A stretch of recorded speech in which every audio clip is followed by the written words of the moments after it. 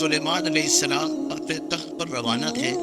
وہاں کے لوگ یہ جانتے تھے وہ سلیمان علیہ السلام نے ان کے پاس یہ طاقت ہے کہ اللہ نے تخت کو اور جانوروں کی گولیوں کو ان کے لیے مسخر کر دیا. ایک شخص کھیتی میں کام کر رہا تھا. اس نے دیکھا کہ تخت اڑتا ہوا جا رہا تھا.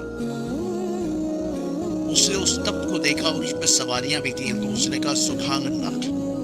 میرے دوستوں ہم تو آج کہیں کہیں یہ حیرانگی ہوتی ہے کہ 400 افراد کو لے کے جہاز ہوا میں ہو گیا, ان کا سامان بھی لے کے وہ ساتھ میں ہوا کے اندر معلق ہو گیا.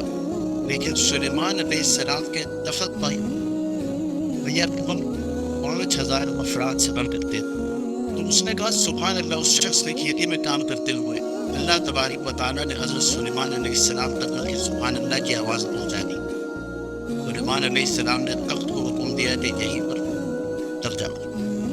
اس شخص کے پاس گئے اور کہا تم نے کیا کہا ہے؟ ہاں میں نے سبحان اللہ کہا ہے. کہ تم نے کیوں کہا؟ کہ میں نے اس لیے کہا کہ یہ خلق عادت ہے, یعنی یہ عادت کے خلاف ہے. میری عقل پہ بات نہیں آ رہی کہ اتنی بڑی چیز آسمان پہ اڑ رہی ہے, اسے دیکھ کے بےساختہ میرے منہ سے نکلا سبحان اللہ. سلیمان علیہ السلام نے جواب دیا کہ ابھی جو آپ نے یہ لفظ سبحان اللہ کہا ہے اس کی قسم جس کے قبضے میں میری جان ہے اور پوری کائنات کا ایک عمل بھی اس کے حکم کے بغیر نہیں ہوتا.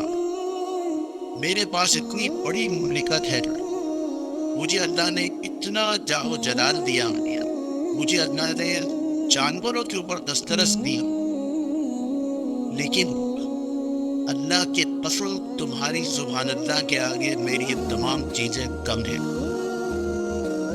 یہ ہے دین پہ کام کرنا کتنا آسان ہے. سبحان اللہ میں کیا جانا ہے؟ اس کتب میں آیا ہے کہ مرنے والے سے جب یہ کہا جائے گا کہ اجل آ گیا مرنا وقت نہیں ہے, تو وہ کہے گا اتنا لمحہ مجھے دے دے کہ میں سبحان اللہ کہوں. یہ زبان دن سے اس وقت واضحان سے یہ بیان کرے گا وہ شخص, اسے اس کی مہلت نہیں مل جائے گی. تو یہ لکھا ہے کہ سبحان اللہ کی یہ قیمت ہے. وہ شخص دیکھ لے گا کہ دنیا و مافیا میں جن کا کچھ ہے. ہم تو یہاں 100 رستے پلاٹ کے اوپر لڑتے ہیں, ایک اچھی گاڑی کی میں پوری زندگی صرف کر دیتے ہیں. دنیا و مافیا میں جو کچھ ہے آسمان کے نیچے اور تحت الثری زمین کے نیچے تک جو کچھ ہے وہ تمام خزانے اگر اس کو مل جائیں تو یہ اسے دینے کے لیے تیار ہو جائے کہ مجھے ایک دفعہ سبحان اللہ کہنے کا پکڑ. یہ ہے میرے دوستو اللہ کی تاریخ ہے.